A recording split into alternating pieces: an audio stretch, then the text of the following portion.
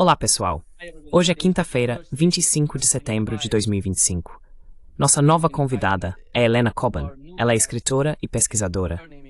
Seu livro mais recente se chama Entendendo o Hamas e por que isso importa. Isso é importante para muitos de nós hoje, porque quando olhamos para o que está acontecendo no Oriente Médio e na ONU, muitas pessoas estão falando sobre uma solução de dois estados. Qual foi o argumento por parte daqueles países, os novos países que reconheceram o Estado da Palestina?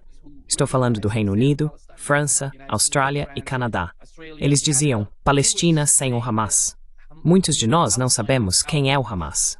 Na sua opinião, quem é o Hamas e qual a importância dessa organização para a Palestina?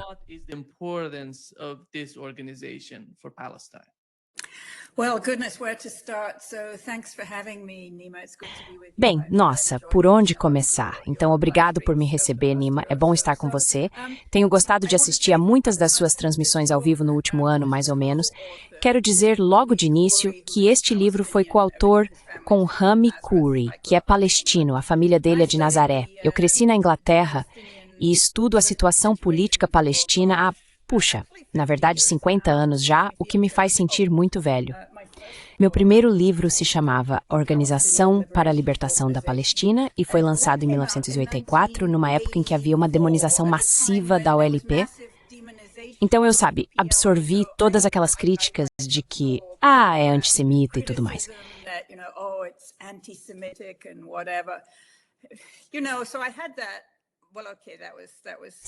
Então eu tive isso. Bem, isso foi há 40 anos. E tivemos algo muito parecido com esse livro que o Rami e eu publicamos no ano passado. Porque, veja, eu acho que a demonização do Hamas foi, em primeiro lugar, muito deliberada. Muita gente tem até medo de dizer a palavra. Ou se podem pensar sobre isso, você tem que...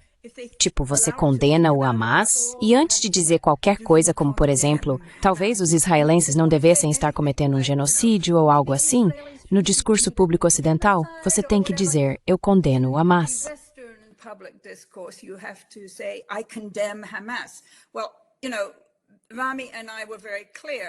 Bem, você sabe, Rami e eu fomos muito claros ao dizer que isso é uma armadilha. Precisamos ser capazes de entender esse movimento.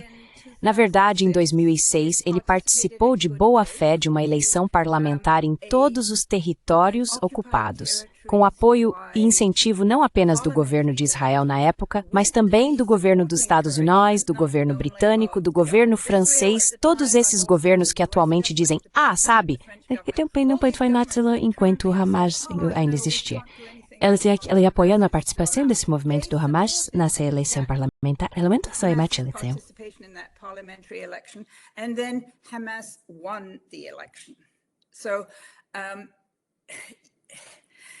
Então, eu penso em termos da história do movimento. Aliás, a palavra Hamas significa Harakat al-Muqawama al-Islamiyya. É um acrônimo de 3 palavras que, em inglês, significam o movimento de resistência islâmica.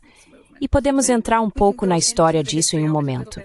Mas só quero destacar a deles naquela eleição inesperadamente em 2006, eu caracterizo assim, porque, claro, depois disso, Israel, os Estados Unidos e todas as nações ocidentais que supostamente acreditam em democracia, eleições justas e tudo mais, acabaram reprimindo o Hamas com muita força. Mesmo que a eleição tenha sido considerada livre e justa pelo Carter Center em Atlanta, Geórgia, e por uma missão de monitoramento da UERE.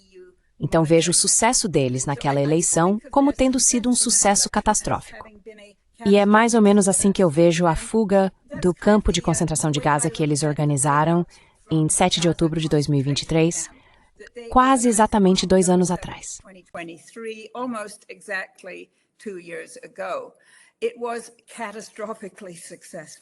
Foi um sucesso catastrófico. Eles foram bem-sucedidos, provavelmente mais do que ousaram esperar ou sonhar. E então as potências do mundo ocidental caíram sobre eles ao apoiar o exército israelense da maneira mais horrenda possível. Então, as origens do movimento, explicamos muito em nosso livro, por isso realmente incentivo as pessoas a comprá-lo. Ele contém uma linha do tempo e um glossário. A ideia é que pessoas que não são especialistas possam simplesmente, Vamos falar sobre o Hamas. Vamos não ceder a essa demonização. Por isso, incentivo as pessoas a comprarem.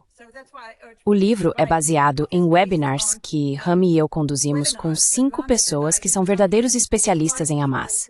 4 delas escreveram livros, algumas mais de um, sobre a história do movimento.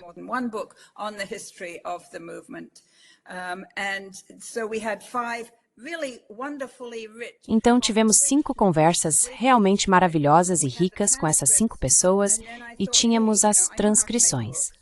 E então pensei, eu sei como fazer livros porque, na verdade, passei um bom tempo como editor. Sabe, vamos transformar isso em um livro. E o livro foi lançado há mais ou menos um ano, em setembro ou outubro do ano passado, e desde então tem vendido muito bem, globalmente. Embora muitas livrarias e lugares estejam com muito medo de, você sabe, fazer um evento de lançamento ou receber um desses autores controversos, porque eles podem falar algo sobre a palavra com H, sabe, que incomoda as pessoas. Então, sim, as origens do Hamas remontam ao povo palestino.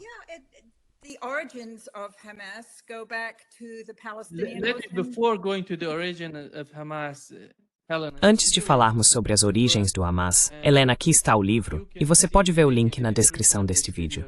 Você pode acessar lá e comprar o livro. Eu verifiquei na Amazon, também está disponível por lá. Então, depende do nosso público. Se você quiser ler o livro, o que eu realmente recomendo, pode ir lá, comprar e ler por conta própria. Agora vamos às origens do Hamas.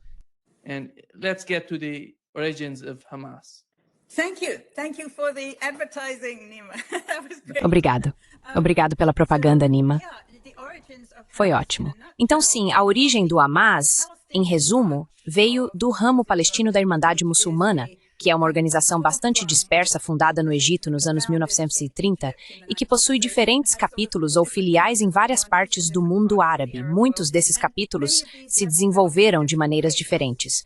O da Palestina, que esteve ligado por muito tempo ao ramo da Jordânia, foi durante muitos anos politicamente quietista. Eles realmente não queriam se envolver, sabe? Não queriam sujar as mãos com política.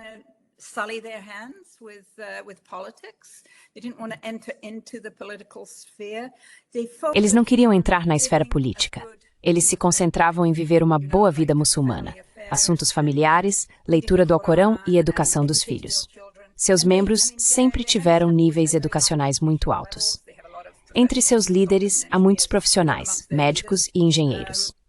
Então, em dezembro de 1987, eclodiu um cataclismo em todos os territórios ocupados chamado de Primeira Intifada. Foi um protesto baseado na cidadania mais ou menos os gandianos. Eles boicotaram as instituições israelenses. They boycotted Israeli institutions, they built up self-sufficiency, Eles desenvolveram autossuficiência, sabe? Todas essas formas de tentar conquistar sua independência por meios não violentos. Mas foi algo massivo. Foi um cataclismo, porque os israelenses lá em 1987 já ocupavam essas terras há 20 anos.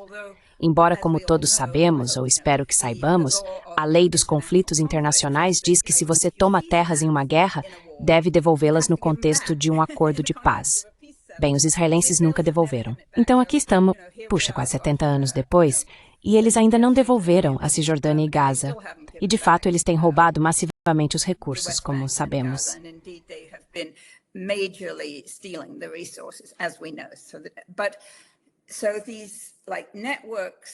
Mas essas redes e capítulos locais da Irmandade Muçulmana Palestina se uniram e disseram, olha, precisamos nos juntar a essa revolta. Acho que revolta é a melhor tradução para a palavra intifada. E eles se juntaram, trazendo suas habilidades organizacionais muito bem desenvolvidas para a intifada e se tornando uma força importante na política palestina muito rapidamente. Então, desde então, bem, naquele momento, ainda era a OLP que comandava a liderança nacional dos palestinos, tanto os da diáspora quanto os da terra natal. Em 1987, a liderança nacional da OLP, Yasser Arafat e seus colegas, ainda estava em Tunis, para onde haviam sido expulsos em 1982. Eles só voltaram aos territórios ocupados em 1994, após a conclusão dos Acordos de Oslo.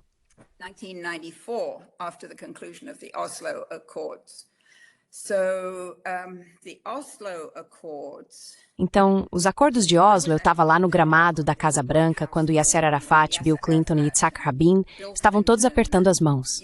E foi incrível. Para mim, que vinha sendo demonizado por tanto tempo por ter apoiado a OLP. Sabe, não por apoiar a OLP, não sou palestino, mas por apoiar o direito dos palestinos de gerar sua própria liderança nacional. E sabe, precisamos entender o que é essa liderança nacional. E então, de repente, havia membros do Congresso, em setembro de 1993, fazendo fila para apertar a mão de Yasser Arafat como se ele fosse o melhor amigo deles. Foi muito estranho, mas aconteceu.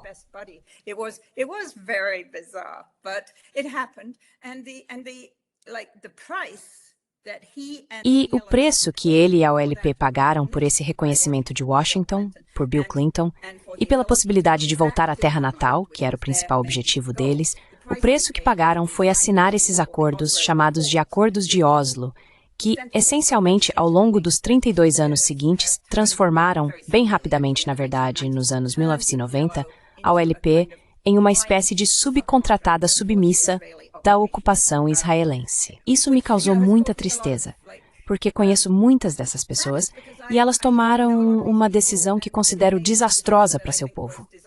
Então, em meados dos anos 90, em 1996, houve a primeira eleição presidencial para essa coisa chamada Autoridade Palestina, a AP, cujo nome completo, aliás, é Autoridade Nacional Palestina Provisória de Autogoverno. Mas você sabe, no discurso ocidental ela é chamada de AP, e de alguma forma eles deixam de lado esse aspecto provisório.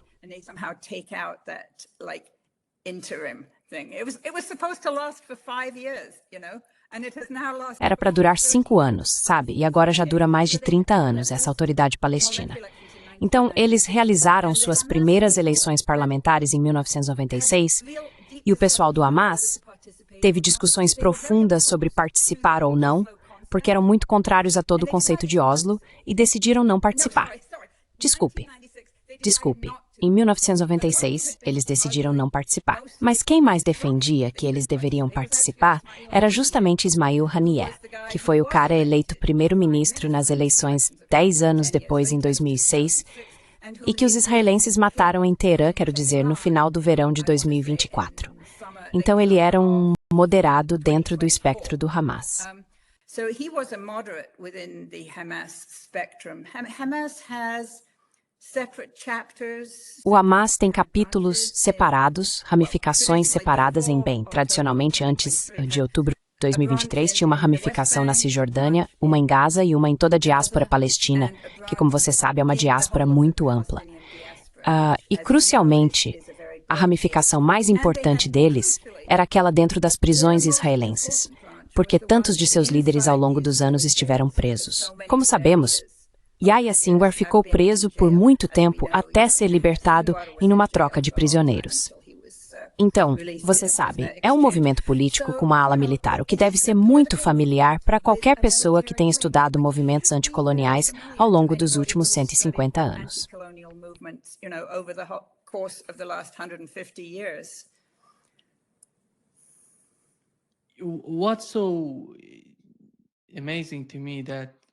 O que me impressiona é que sabemos que em algum momento o governo de Israel, Benjamin Netanyahu e seu partido, decidiu ajudar o Hamas, apoiar o Hamas, porque viam Arafat como alguém com quem não podiam trabalhar, já que Arafat queria alcançar algo politicamente, um acordo, mas Israel não estava satisfeito com isso. Por isso começaram a ajudar o Hamas e o movimento Hamas. Quando isso aconteceu? E, na sua opinião, qual foi o principal motivo para isso? Foi porque achavam que iriam receber muita pressão dos países ocidentais, da comunidade internacional? É por isso que começaram a ajudar e criar algum tipo de caos dentro da Palestina? Qual é a sua opinião sobre isso?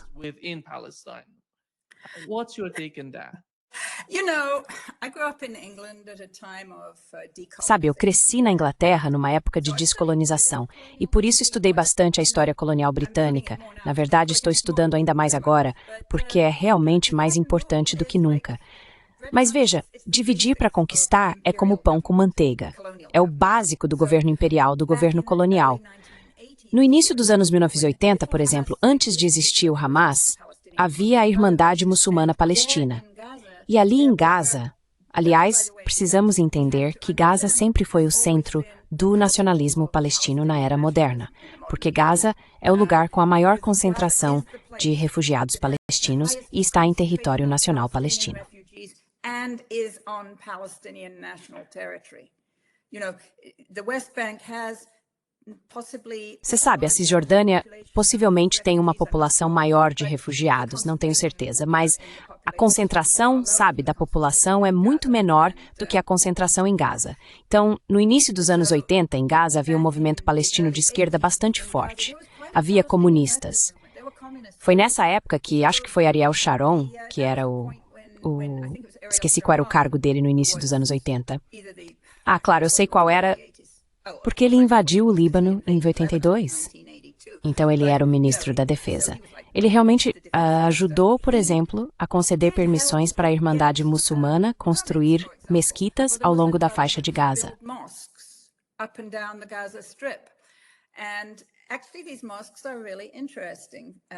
E, na verdade, essas mesquitas são muito interessantes porque todas têm 2 andares. Há um andar para os homens se reunirem e adorarem, e depois há um andar superior do mesmo tamanho para as mulheres se reunirem e adorarem. Você sabe, o Hamas tem algumas ideias muito interessantes sobre a inclusão das mulheres em todas as formas de vida pública, incluindo a vida religiosa. Eu estive, por exemplo, em Gaza, e quero dizer que foi em 2006 ou 2009, provavelmente 2006, fui com as mulheres do Hamas, que têm essas redes muito bem organizadas, visitar alguns de seus jardins de infância e algumas das escolas e projetos que elas estavam administrando.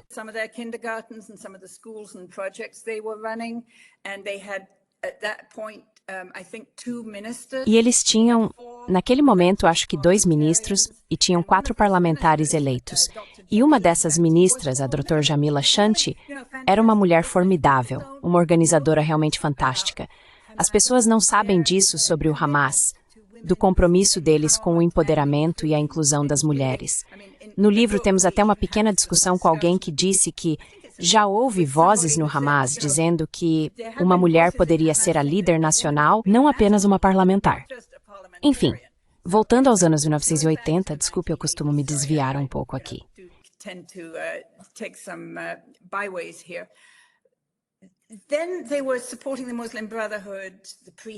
Depois, eles apoiaram a Irmandade Muçulmana, o que seria o pré-Hamas, por assim dizer, contra os esquerdistas e comunistas. Mais tarde, nos anos 90, eles apoiaram em algumas ocasiões o Hamas contra a OLP. Mas em meados dos anos 90, o Hamas ficou tão revoltado com Oslo, com a traição dos líderes da OLP em Oslo e com as condições terríveis nos territórios ocupados, que começaram a lançar o que eles, não acho que tenham descrito como operações terroristas, mas disseram, sabe, se o nosso povo, se nossos civis vão ser alvo do seu terror, então nós também vamos revidar contra seus civis. E foi uma época difícil para quem vivia em Israel, na Cisjordânia e em Gaza, um período violento.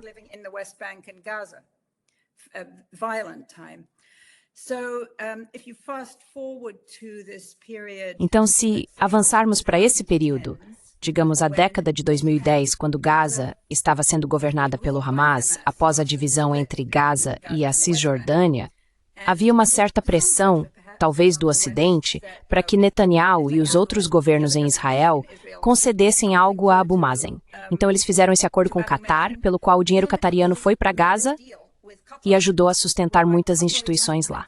E foram Netanyahu e seus aliados que organizaram isso justamente como parte dessa estratégia de dividir para conquistar qualquer coisa que pudesse enfraquecer a autoridade palestina em Ramallah.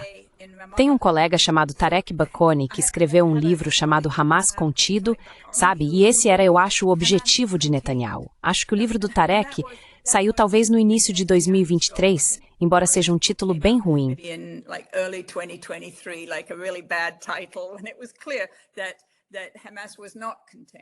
E ficou claro que o Hamas não estava contido e que, de fato, eles vinham organizando isso, do ponto de vista organizacional.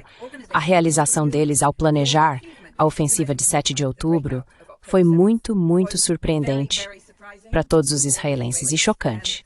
Quero dizer, escrevi desde então que os israelenses perderam o controle, ficaram descontrolados, porque o que o Hamas conseguiu em 7 de outubro não foi apenas escapar do campo de concentração de Gaza, o que envolveu desativar de maneira muito inteligente todo o extenso aparato de vigilância que cercava Gaza, mas também derrubaram as cercas, foram até o quartel-general da Brigada de Gaza do exército israelense e capturaram o local, inclusive matando ou capturando todos os principais oficiais que estavam lá.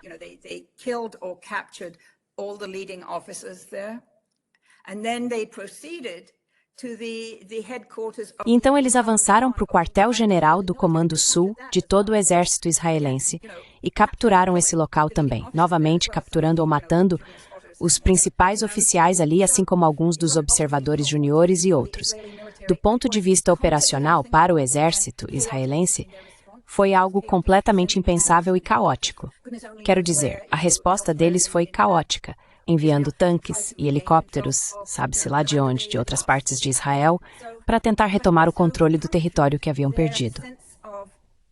Mas isso também rompeu o senso de inviolabilidade deles, o senso de dominação que eles usavam para sustentar o que chamam de dissuasão.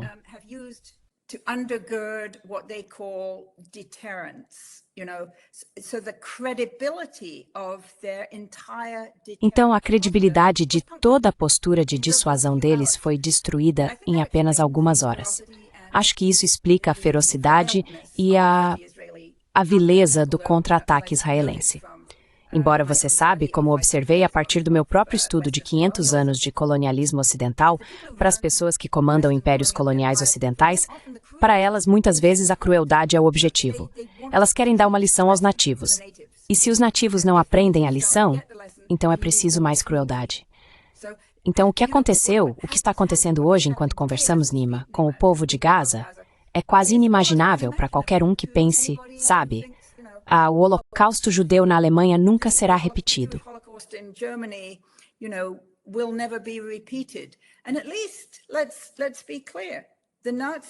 E pelo menos, vamos ser claros, os nazistas sentiam vergonha do que estavam fazendo contra os judeus, os ciganos e as pessoas LGBTQIA+, em seus campos de extermínio.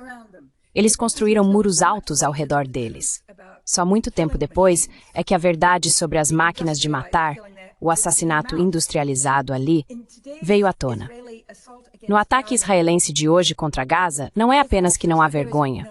Muitas vezes há demonstrações públicas de alegria diante da crueldade. Então estamos lidando com uma situação muito complicada.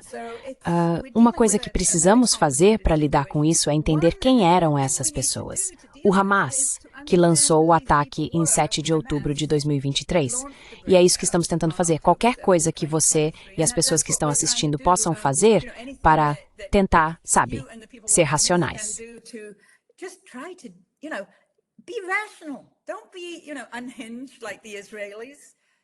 Não seja descontrolado como os israelenses.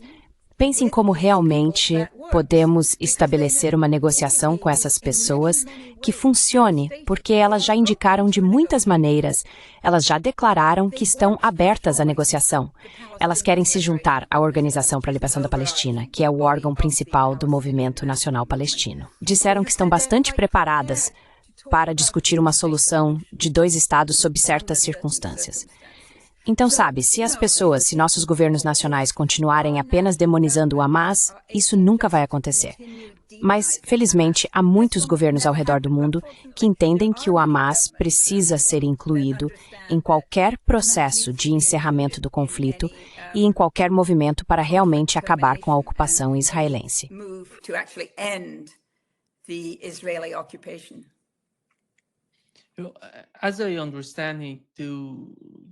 Pelo que entendi, só para compreender o movimento, ele começou, como você mencionou, como um movimento religioso e depois se transformou em um movimento político e militar na Palestina.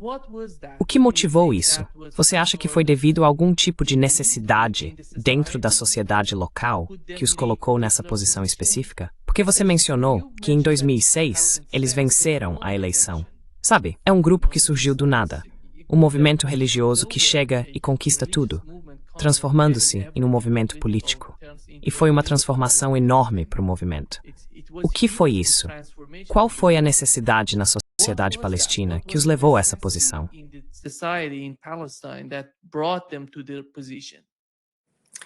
So they weren't small or Então, insignificant. eles não eram pequenos ou insignificantes antes de 2006.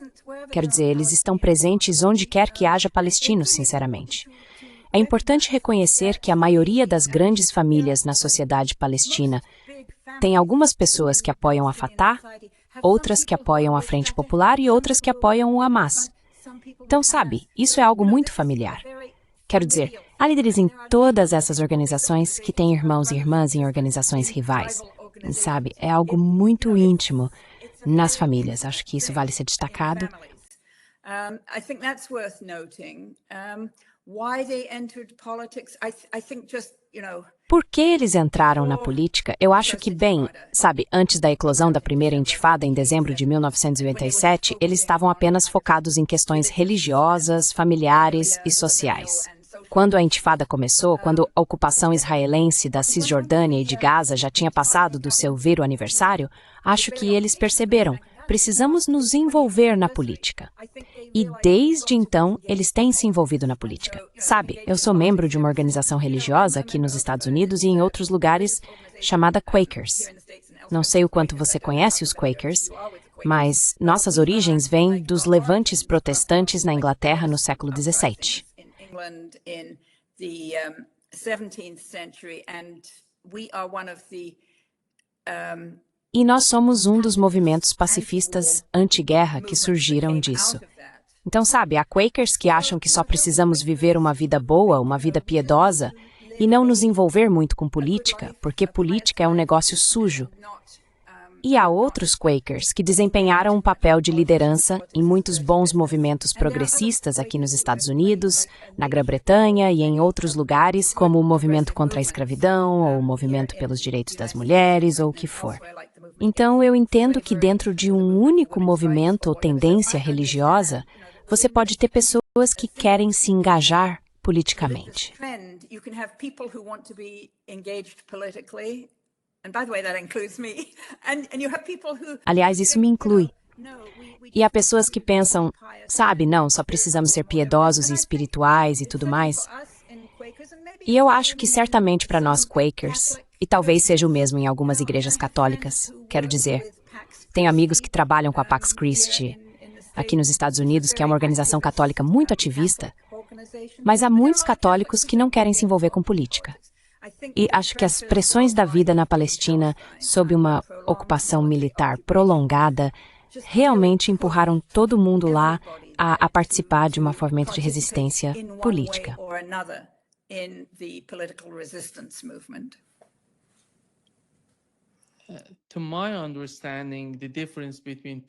Pelo que entendo, a diferença entre a OLP e o Hamas é que a OLP não vê a situação da resistência da mesma forma que o Hamas.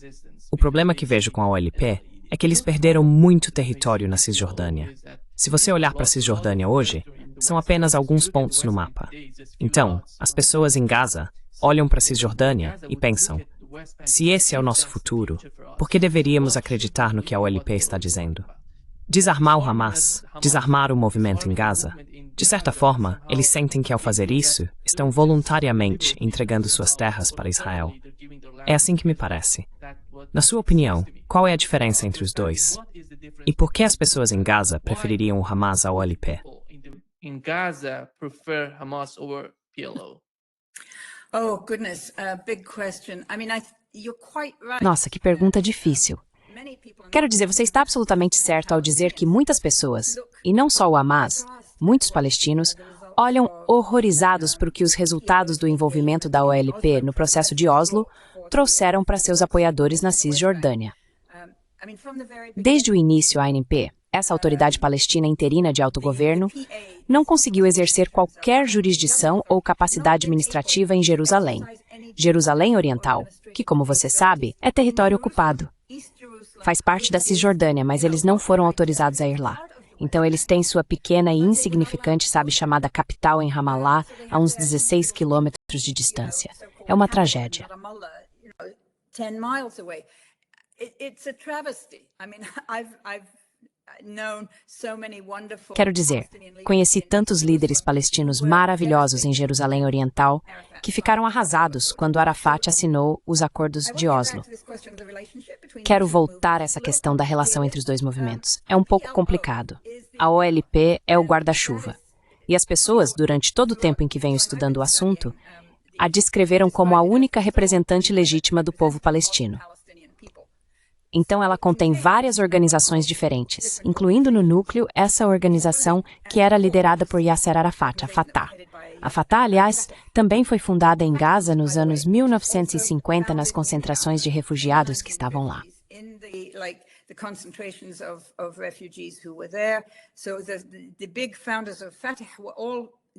Então, os grandes fundadores da Fatah eram todos palestinos de Gaza, refugiados em Gaza. Yasser Arafat, Abu Yad, Abu Jihad, quero dizer, todos eles eram de lá. E assim, eles são o núcleo da OLP. O Hamas quer se juntar à OLP. O Hamas tem sua própria coalizão, a coalizão da resistência principalmente em Gaza, mas também na Cisjordânia. Quero dizer, há muitos, em primeiro lugar, há muitos apoiadores do Hamas na Cisjordânia que são brutalmente oprimidos pelas forças de segurança da Autoridade Palestina. A Autoridade Palestina está atuando como subcontratada da ocupação israelense, e suas forças de segurança foram financiadas e treinadas pelos Estados Unidos com o objetivo explícito de reprimir as forças de resistência na Cisjordânia.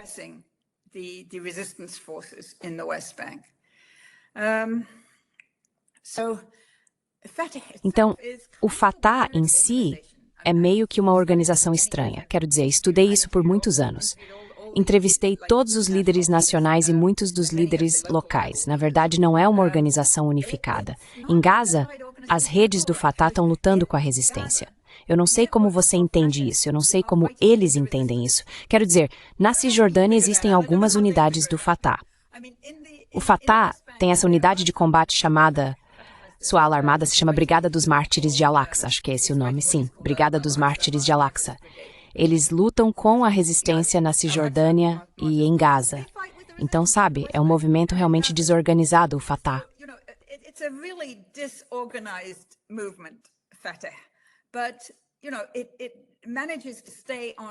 Mas você sabe, ela consegue se manter no topo da situação política com a ajuda dos israelenses e com a ajuda das armas e do treinamento que recebem dos americanos.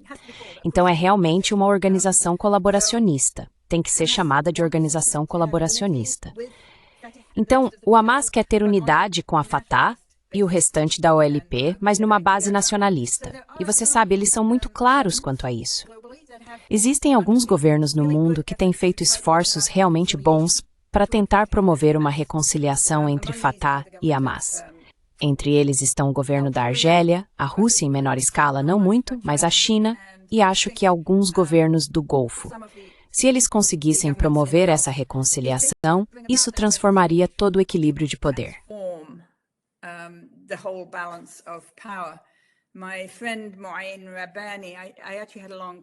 Meu amigo Moen Rabbani, na verdade tive uma longa conversa com o Moen sobre isso no início da guerra, que você pode ver em nosso site, está convencido de que isso não vai acontecer enquanto esse cara Abu Mazen ainda estiver vivo.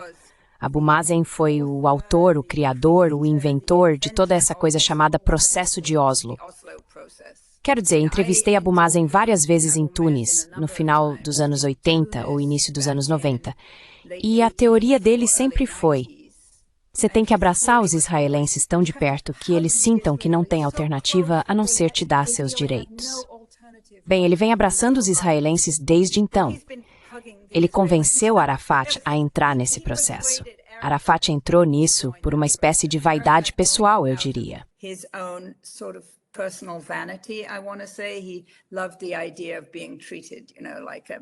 Ele adorava a ideia de ser tratado como um presidente, ou de falar na ONU, ou de estar no gramado da Casa Branca e coisas do tipo. Mas Abu Mazen foi realmente o autor do processo. Então, Moen Rabbani pode estar certo ao dizer que não há esperança de unificação nacional enquanto ele estiver vivo. E ele não é um homem jovem, acho que tem uns 85 anos, mais ou menos. Ele estava falando na ONU, foi hoje de manhã, foi ontem. Ele realmente, sabe, está envelhecendo, digamos assim. Mas acho que para nós, que estamos fora da Palestina, que não somos palestinos, precisamos ser muito claros de que a política interna palestina cabe a eles. E, independentemente do que aconteça com a política interna palestina, o genocídio precisa acabar, assim como a ocupação de Gaza e da Cisjordânia. And so does the occupation of Gaza and the West Bank.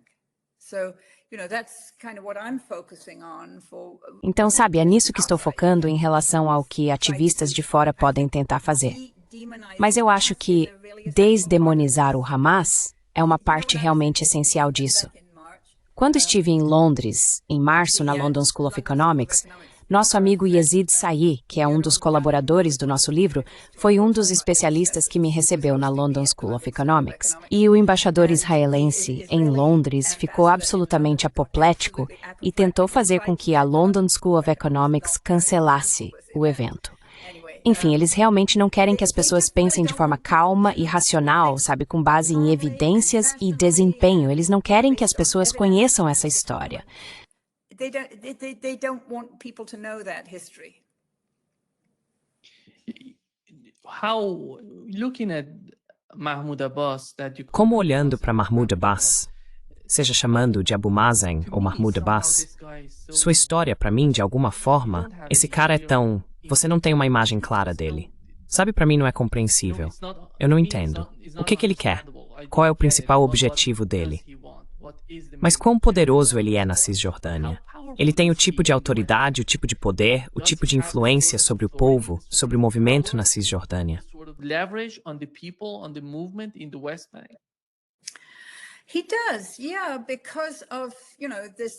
Ele tem sim, por causa dessas forças de segurança que ele comanda, ou que o pessoal dele comanda, espalhadas por todos esses pequenos pontos. Você descreveu como pontos no mapa da Cisjordânia, onde existe esse minúsculo pedaço de autoridade palestina. Mas para que ele possa deslocar forças de segurança para outra cidade, elas precisam atravessar áreas controladas pelo exército israelense. Ele não tem nenhuma independência de ação em relação aos israelenses. Ele é um braço da ocupação israelense. Então, quando você o vê nas Nações Unidas, ele parece um homem velho, cansado e triste. Sem nada a dizer, sem visão.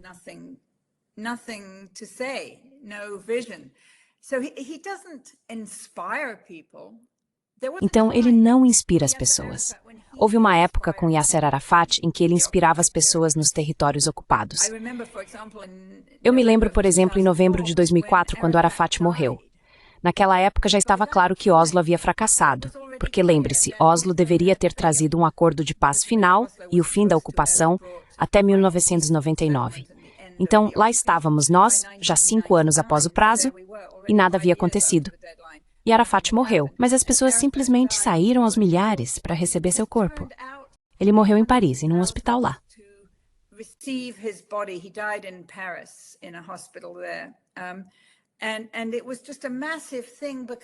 E foi algo enorme, porque ele, naquela época, estamos falando dos anos 1960, inspirava as pessoas.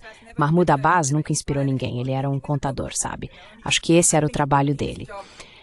Então, esses palestinos profissionais bem educados de Gaza, depois da Nakba, durante os anos 1950 e assim por diante, alguns deles foram para o Golfo e conseguiram bons empregos lá, porque os britânicos não tinham ninguém no Golfo. Então, um dos fundadores do Fatah, Abu Said Khalil Hassan, tornou-se chefe da prefeitura de Kuwait e Abu Mazen tornou-se chefe da autoridade de alfândega do Catar.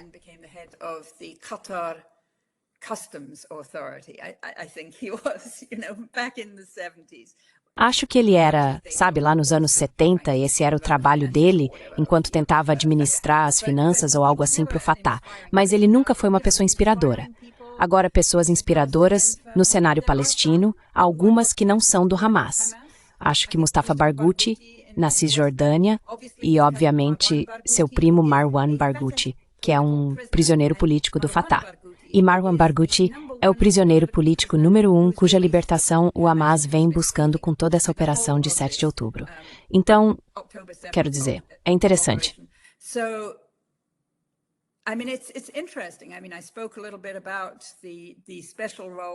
Quero dizer, falei um pouco sobre o papel especial que os prisioneiros políticos palestinos desempenham no movimento internacional.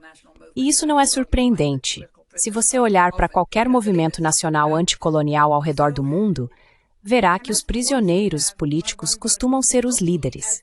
Então o Hamas quer ter Marwan Barghouti, esperançosamente, como chefe de um governo depois que a ocupação for revertida.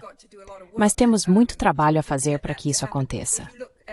Se você observar os líderes carismáticos do Hamas, quero dizer que entrevistei um grande número deles. E muitos são muito inteligentes, reflexivos e bons em explicar as coisas.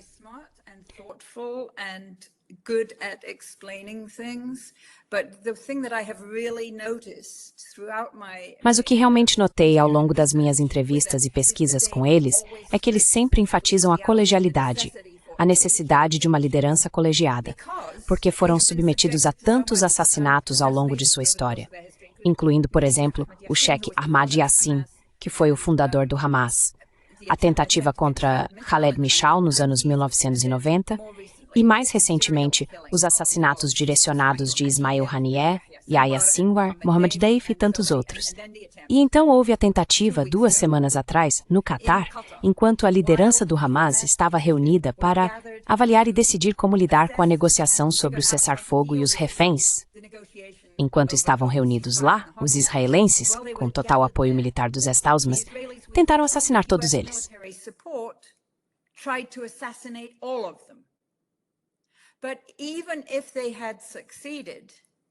Mas mesmo que eles tivessem conseguido, o que graças a Deus não aconteceu, quero dizer, essa coisa toda de diplomacia como armadilha é um absurdo.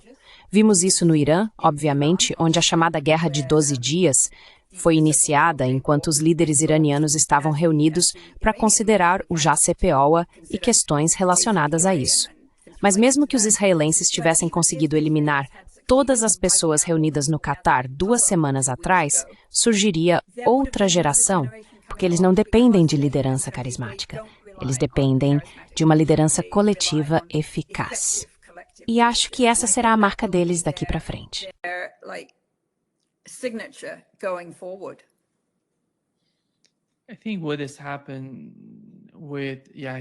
Eu acho que o que aconteceu com Yahya Sinwar, porque antes do assassinato, ou da morte de Yahya Sinwar, o martírio de Yahya Sinwar, nos diziam que os líderes do Hamas estavam vivendo fora de Gaza e não se importavam com o que estava acontecendo em Gaza. Mas você vê Yahya Sinwar lutando até o último momento por Gaza. Para mim foi inacreditável de ver. Foi muito impactante. Você vê o cara ficando lá, lutando até o último momento. Na linha de frente? Na linha de frente, sim. E você sabe, com o cobertor sobre a cabeça, para camuflar o corpo dos drones. Acho que o que mais me chamou a atenção nos últimos momentos de Yahya Sinwar, porque, veja, publiquei 2 livros do meu amigo Rifat Al-Hariri, que é um grande escritor palestino. E antes de os israelenses o matarem em dezembro de 2023, Rifat participou do Electronic Intifada. E dava para ver, tipo, ele estava... Não sei se você viu aquela última entrevista que ele deu. Foi aterrorizante para ele. Eu disse para ele, nenhum arma. Não quero para trás de tu em que é meu marcador aqui. E vou jogá-lo expo. E então contra ele, sabe?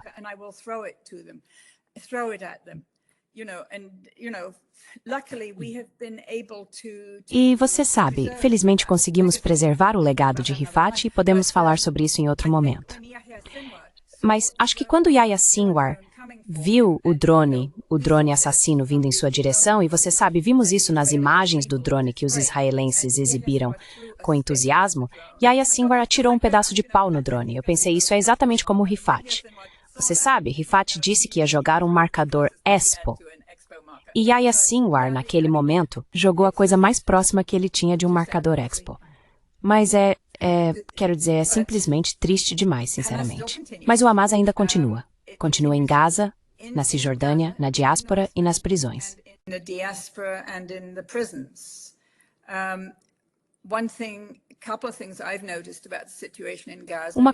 Algumas coisas que notei sobre a situação em Gaza é que a administração civil lá, que foi atacada de tantas maneiras, e basicamente estamos falando de uma administração civil liderada pelo Hamas, Você ainda recebe, sabe, relatórios regulares do Ministério da Saúde, relatórios regulares dos serviços de emergência.